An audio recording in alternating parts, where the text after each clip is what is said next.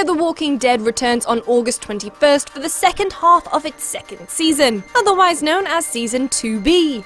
Or maybe it's a case of not to be for our fractured family as they struggle to survive on the post-pandemic West Coast. If you're not familiar, it's the companion series to one of the most popular TV shows of all time, The Walking Dead.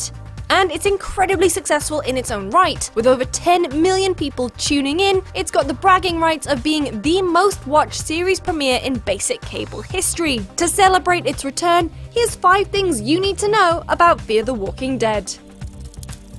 Only brain-dead zombies assume Fear the Walking Dead is a spin-off in the traditional sense of the word. It may be set in the same universe at almost the same time and follow people living through the same catastrophe, but according to Robert Kirkman, creator of The Walking Dead and Fear the Walking Dead, it's technically not a spin-off because they're not spinning off any of the characters. This is no Better Call Saul or Joey, and certainly no Frasier. I'm listening.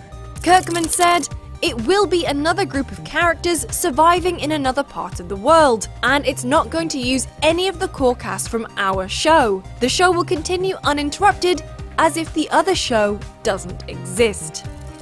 Which is why we shouldn't expect a crossover anytime soon, if at all. Fear the Walking Dead showrunner Dave Erickson has pretty much buried that idea. When asked at PaleyFest, his response was, "No. That's the one straight answer I can give you. The chronology is so far apart, and there's a continent between them. Fear is set on the West Coast, whereas The Walking Dead is set in old Atlanta, Georgia. So there's a whole continent to cross, on foot. Also, there's the small matter of timeline. Fear starts just as the undead outbreak is, breaking out, whereas Walking Dead starts long after people started nibbling on each other for funsies. Erickson says, "From a narrative standpoint, with The Walking Dead being 6 seasons in and going on 7, I don't think we'll ever quite catch up with them. So chronologically, it would be difficult as well." Which is of course a massive shame, but we're still holding out hope. Some slight spoilers here, but let's talk a little about the mysterious Victor Strand. Well-dressed? Tick. Aston Martin? Tick. Access to a big-ass yacht named Abigail? Double tick.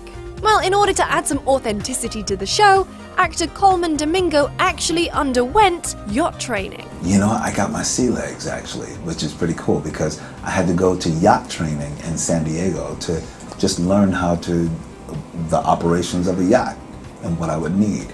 And, you know, being in this business, those are the great skills you can get because you're learning new things about myself. I had no idea, and I actually would like a boat someday.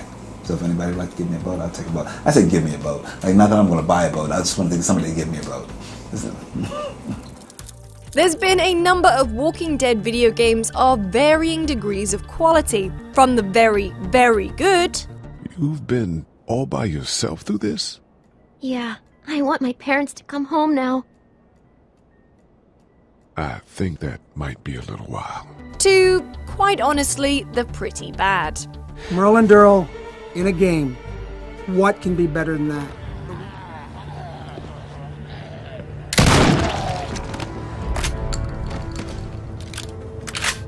Fear the Walking Dead has a mobile endless runner game, but nothing bigger. Yet.